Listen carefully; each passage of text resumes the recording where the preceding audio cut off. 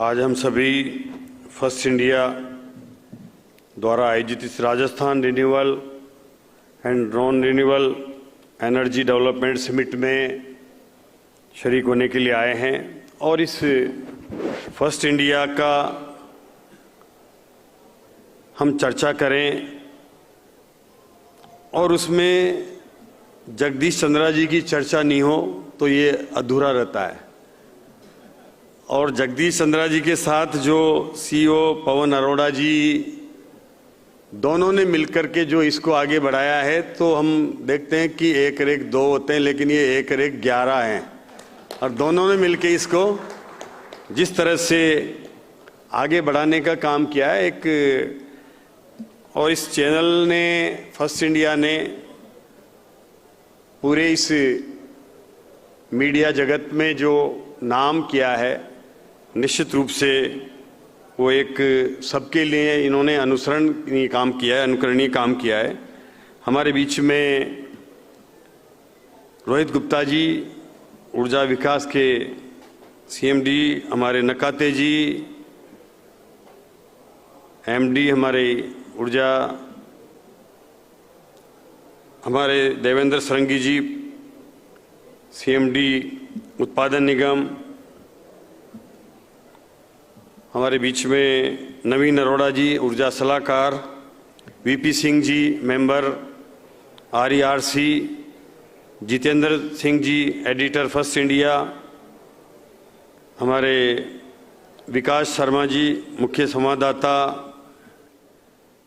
Shweta Mishra ji anchor और सभी first India से जुड़े हुए पूरी टीम और यहाँ बैठे हुए सब स्टेक होल्डर्स, हमारे ऊर्जा से जुड़े हुए सभी किसान भाई और मेरे विभाग से जुड़े हुए सभी अधिकारी, आज हम सब इस ऊर्जा पर चर्चा करने के लिए फर्स्ट इंडिया के माध्यम से यहाँ इस प्लेटफॉर्म पर आए हैं। और जिस तरह से राजस्थान में ऊर्जा के क्षेत्र में जो नवाचार हो रहे हैं, जिस तरह से हमने लगभग 2.5 साल पहले जब सरकार ने राजस्थान में इस विभाग को संभाला था, तो उस समय एनर्जी सेक्टर में हमारी बिजली की उपलब्धता कैसी थी वो आप सबको जानकारी है। लेकिन इन 2.25 से 2.5 साल के अंदर अंदर हमारे मुख्यमंत्री जी के सोच को हमने धरातल पर उतारा। हमारे विभाग के अधिकारियों ने निरंतर प्रयास किया और जब हमने इस विभाग को संभाला था, मुझे भी जिम्मेदारी माननीय मुख्यमंत्री जी ने दी, तो उनकी एक बहुत बड़ी चिंता थी कि उस समय हम राजस्थान में उस कोयले के लिए तरसते थे। हमारे उत्पादन निगम के जितने भी उत्पादन के थर्मल प्लांट थे वो पूरी कैपेसिटी पर नहीं चल पाते थे, कोयला नहीं मिल पाता था। जब हमारी सरकार ने यहाँ पर काम शुरू किया और डबल इंजन की सरकार के माध्यम से हमारे मुख्यमंत्री जी दिल्ली भी गए, मैं भी साथ में गया, हमने दिल्ली में हमारे पावर मिनिस्टर से बात करी, कोल मिनिस्टर से बात करी और छत्तीसगढ़ के मुख्यमंत्री जी से भी संपर्क किया और उसका ये नतीजा हुआ कि हमें वहाँ पर जो समस्याएं आ रही थी माइनिंग क्षेत्र की, उन्होंने उसमें हमें सहयोग किया और उसके माध्यम से आज मैं आपको बताना चाहूँगा कि हमारे उत्पादन निगम के सारे संयंत्र पूरी क्षमता से चलने के लिए तैयार भी हैं और हमारे ऊपर लगभग 20-22 दिन से 25 दिन का कोयला सरप्लस स्टॉक में रहता है, जिसके लिए पहली बार इतनी बड़ी संख्या में हम इन उत्पादन निगम के हमारे संयंत्रों को चला पा रहे हैं। हमने इस बीच में इनको बेहतर मेंटेन भी किया है, बेहतर इनका रखरखाव भी किया है और जिस तरह से अब हम इसके साथ साथ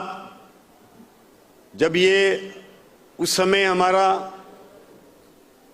सौर ऊर्जा का भी क्षमता लगभग हमारे यहाँ लगभग 130 मेगावाट थी, जिसमें लगभग 99 प्लांट यहाँ लगे हुए थे। आज उस क्षमता को हमने इन 2 सालों में 4000 मेगावाट बढ़ाया है और लगभग 1900 प्लांट हमारे इन 2 सालों में हमारी सरकार के बाद चालू हुए हैं। और मैं बताना चाहूँगा कि लगभग 10 से 15 मेगावाट की रोजाना 4 से 5 प्लांट रोज कनेक्टिविटी जुड़ रही है और ये हमारी क्षमता बढ़ा रहे हैं सोलर की। तो ये हमारे कुसुम सी और कुसुम सी के माध्यम से ये संभव हो पा रहा है। और आज हम कैसे इस नित्य नए हमारी जो क्षमता बढ़ा रहे हैं उसका उपयोग करना हमारे लिए एक चुनौती बन गया है कि कैसे हम इस बढ़ती हुई सौर ऊर्जा की क्षमता को उपयोग करें और उसको बैटरी के माध्यम से हमने उपयोग करने का लगभग 6000 मेगावाट के प्लांट के लिए बैटरी स्टोरेज के लिए टेंडर कर लिए हैं उत्पादन निगम के माध्यम से और 2027 तक उनको धरातल पर उतारने के लिए हमने प्लान बनाया है। उसी के साथ साथ हमने पूगल में 6400 मेगावाट की बैटरी के साथ साथ 2450 मेगावाट सोलर का एक वहाँ पर हम डेवलप कर रहे हैं और उसको कैसे उस पावर को हम लेकर के और हमारे प्रदेश के अन्य भागों में लेकर के आए, तो उसके साथ साथ हम ट्रांसमिशन को भी विकसित करने का काम कर रहे हैं। हमारा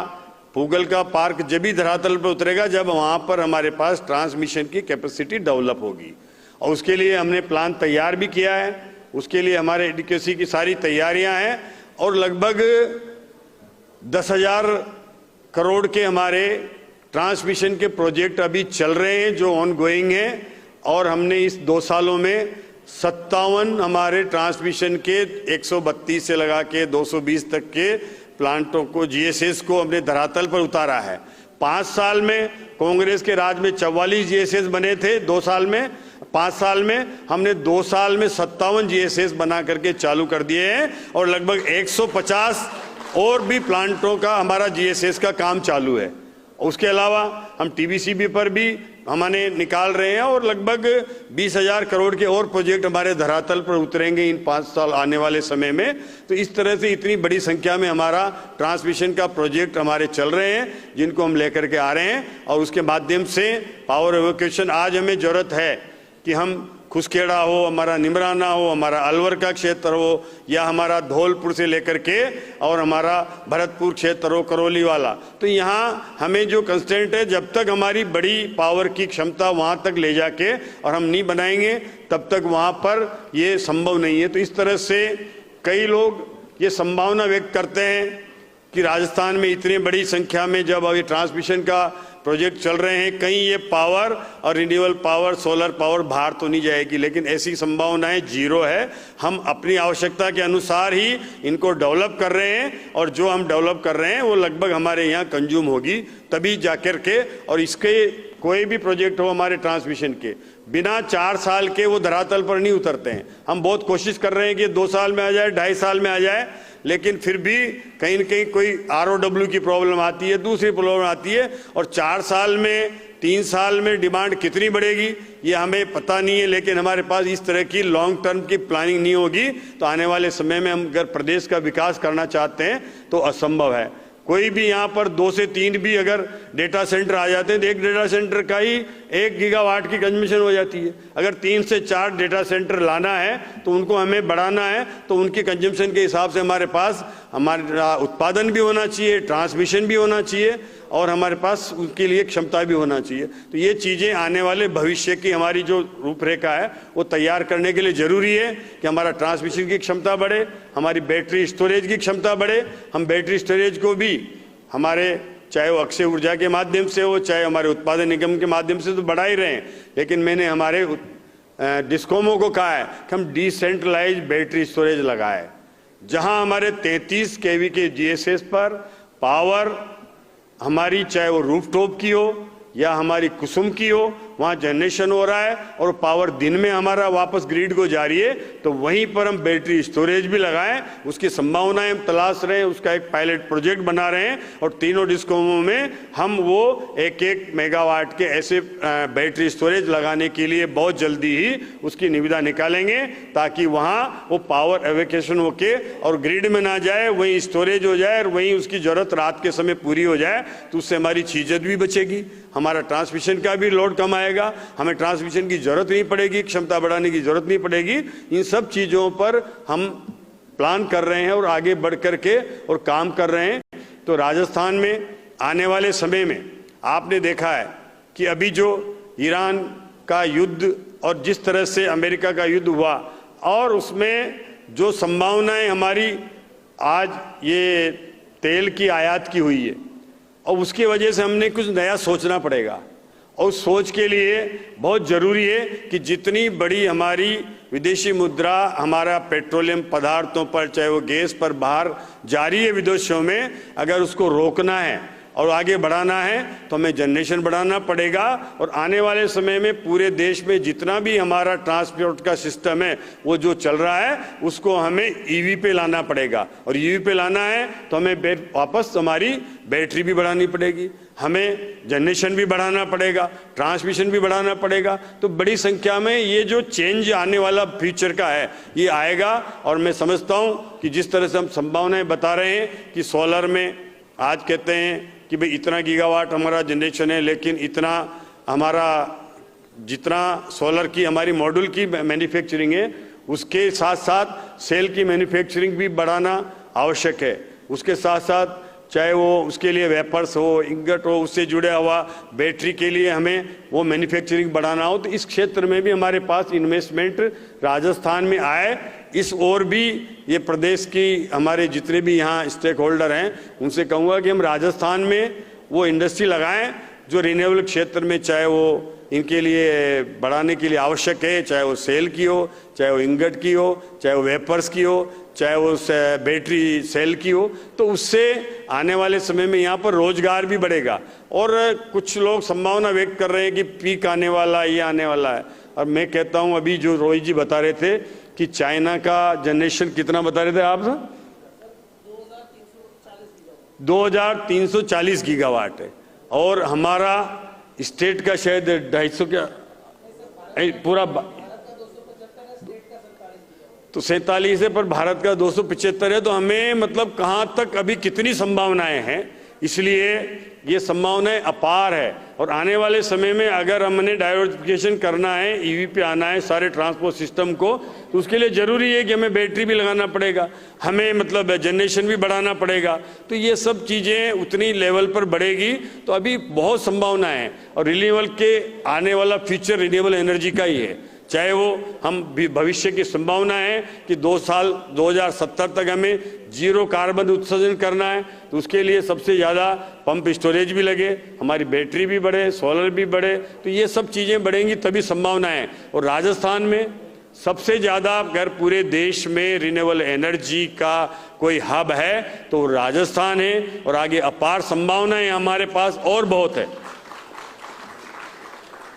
तो उन संभावनाओं को हम देखते हैं तो राजस्थान में और बड़ी हमें स्पीड से काम करने की आवश्यकता है। और निश्चित रूप से आने वाला समय राजस्थान का यहाँ की एनर्जी सेक्टर का गेम चेंजर होगा। तो ये रिन्यूएबल एनर्जी होगा, इसमें हम सबको आगे बढ़ करके काम करना है। आज यहाँ की इंडस्ट्रीज़ के लिए हम बात करते हैं तो कई हमारे इंडस्ट्रीज़ वाले कहते हैं कि यहाँ पर इंडस्ट्रीज़ के लिए पावर की रेट ज़्यादा है, लेकिन मैं आपको कहूँगा कि हमने 200% कनेक्टिविटी का जो आपको संभावना दी है कि आप उसका सोलर लगा सकते हो और उस पर 20% बैटरी स्टोरेज करना है, तो उस लगाने की इतनी बड़ी योजना कहीं भी नहीं है, पूरे देश में किसी भी स्टेट की नहीं है जो राजस्थान ने दी है। तो इसके वजह से अब पावर की परचेजिंग कॉस्ट आपकी काफ़ी कम हो जाती है। तो इंडस्ट्रीज़ के लिए भी बढ़ावा देने के लिए बहुत बड़ा ये हमारा योजना है हमारे डिस्कोमों की। तो उसके वजह से यहाँ आने वाली इंडस्ट्रीज़ को भी फ़ायदा होगा और उसके लिए हमारे पास सोलर उत्पादन के लिए अपार संभावनाएं हैं और उनको सोलर लगाना है तो उसके लिए ट्रांसमिशन की ज़रूरत है। ये सब चीज़ें हम पैरेलल विकसित कर रहे हैं जिससे कि आने वाले समय में बेहतर हम उत्पादन का राजस्थान को हब बना सकें। और हमारे प्रदेश के मुख्यमंत्री जी का एक विजन है कि हमें किसानों के लिए आने वाले समय में दिन में बिजली देने के लिए जो आवश्यकता है हमारी 2027 तक की, उसका प्लान हमने बना के रखा हुआ है। और मैं कहता हूं कि अभी तो हमारी 4000 सोलर आ रही है हमारी कुसुम के माध्यम से। मैं समझता हूं बहुत जल्दी आने वाले साल भर के अंदर अंदर लगभग एक क्षमता 10,000 तक होने वाली है। तो ये जब बढ़ेगी तो इसके हिसाब से हम डे टाइम पर हमारे किसानों को सस्ती बिजली उपलब्ध करा पाएंगे। और किसानों को जिस तरह से सस्ती बिजली उपलब्ध होगी तो प्रदेश के डिस्कॉम का प्रदेश पर भार कम होगा और हमारा किसान सरसब्ज होगा। तो ये सब संभावनाएं हमारी अपार है। मेरा ये कहना है कि यहाँ आए हुए स्पष्ट इंडिया के माध्यम से हमने जब सब चीज़ों पर चर्चा की है, प्रदेश के विकास को लेकर के, और एनर्जी ही एक ऐसा सेक्टर है जो सबसे ज़्यादा बढ़ावा दे सकता है। आज अगर कोई प्रदेश आगे बढ़ रहा है, कोई देश आगे बढ़ रहा है, तो इसको तब भी आगे बढ़ेगा तब तो वहाँ की एनर्जी की डिमांड कितनी ग्रोथ कर रही है और तभी वो उसका मायने है। तो आज हमारा एनर्जी के सेक्टर में, चाहे वो हमारी अच्छी डिस्कॉम के माध्यम से बिना किसी ट्रिपिंग के लाइट मिले, इस पर हमारा बहुत ज़्यादा ध्यान है, इस पर हम काम कर रहे हैं। और मैंने इन 2 सालों में देखा है कि पिछले 5 सालों में जितना लोड सेटिंग होता था, जितना पावर कट होता था, इन 2 सालों में, 2.5 सालों में हमने उस पावर कट को जीरो किया है। अभी केवल बिजली कटती है तो या तो कोई फॉल्ट की वजह से, किसी खराबी की वजह से कटती है, बाकी कोई भी बिजली की कमी की वजह से हम कोई पावर कट नहीं कर रहे हैं। तो ये 2 साल में हमने करके दिखाया है और आने वाले समय में हम और मजबूत कर रहे हैं हमारे इस डिस्कॉम को, ट्रांसमिशन को, ताकि कोई पावर के साथ हम बिजली की जो लोड शेडिंग के होता ही नहीं, लेकिन हम अगर किसी खराबी की वजह से काट रहे हैं तो उसको भी मजबूत करना चाहते हैं ताकि वो बिना किसी ट्रिपिंग के हमारी उपलब्धता और बड़े बेहतर हो। इसके लिए हमारा उत्पादन और ट्रांसमिशन और हमारा वितरण तंत्र मिलकर के हम काम कर रहे हैं और आने वाले समय में और बेहतर काम करें। इसके लिए हमारी राजस्थान की अभी जो टीम है हमारी सब कंपनियों की, चाहे वो हमारा ऊर्जा विभाग की, वो बेहतर समन्वय के साथ में काम कर रही है और जिससे ये संभव हो पा रहा है। तो ये टीम और बेहतर काम करे, यहाँ के हमारे अधिकारी हों, हमारे काम करने वाले इसके जो भी प्रबंधक हैं, वो हम सब मिलकर के बेहतर राजस्थान बनाएंगे और राजस्थान को आने वाले समय में अपनी आवश्यकताओं की पूर्ति के साथ साथ अब आज हमने हमारे अन्नदाता को ऊर्जादाता बनाया है। आने वाले समय में हम राजस्थान को भी अन्य प्रदेश की एनर्जी सेक्टर की पूर्ति करने वाला वो बड़ा प्रदेश बनेगा, जिससे हम देश के विकास में अपनी भागीदारी निभा सकें। और उसके लिए हमें जो टारगेट दिया है हमारे प्रधानमंत्री जी ने 125 गीगावाट का, उस पर हम काम कर रहे हैं। 10,000 गीगावाट इसमें बैटरी स्टोरेज हमें दिया था, 115 गीगावाट का हमें एनर्जी का, रिन्यूएबल एनर्जी का दिया था। तो उस पर हम लगातार आगे बढ़ रहे हैं और उसको पूरा करेंगे और ये देश की आवश्यकताओं को पूरा करने के लिए राजस्थान निरंतर आगे बढ़ते हुए एक स्वच्छ ऊर्जा उत्पन्न कराएगा। आज यहाँ आए हुए सभी बंधुओं का मैं धन्यवाद देता हूँ और पवन अरोड़ा जी, इनकी पूरी टीम, फर्स्ट इंडिया ने जो कार्यक्रम आयोजित किया उसके लिए पुनः आपका बहुत बहुत आभार, धन्यवाद। जय हिंद, जय भारत।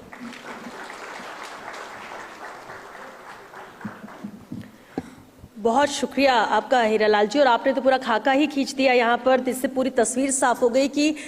प्रदेश में संभावनाएं ऊर्जा को लेकर कितनी ज्यादा है, कैसे सरकार पूरी तरह से फोकस कर रही है कि यहाँ पर कैसे प्रोडक्शन हो, ट्रांसमिशन हो, कैपेसिटी कितनी है, उसके आधार पर हम कैसे आगे बढ़े। और सबसे खास बात ये नजर आती है कि कम से कम अब नई पीढ़ी भी इस क्षेत्र में आगे बढ़ना है, खुद से उत्सुकता के साथ और इंटरेस्ट के साथ भी। तो ये एक अच्छी पहल है जो राजस्थान में देखने को मिलती है। और वैसे तो हम आम बोलचाल या फिर हम रोजाना की अपने रूटीन की भी बात कर ले सर, जब कभी कोई गेस्ट आता है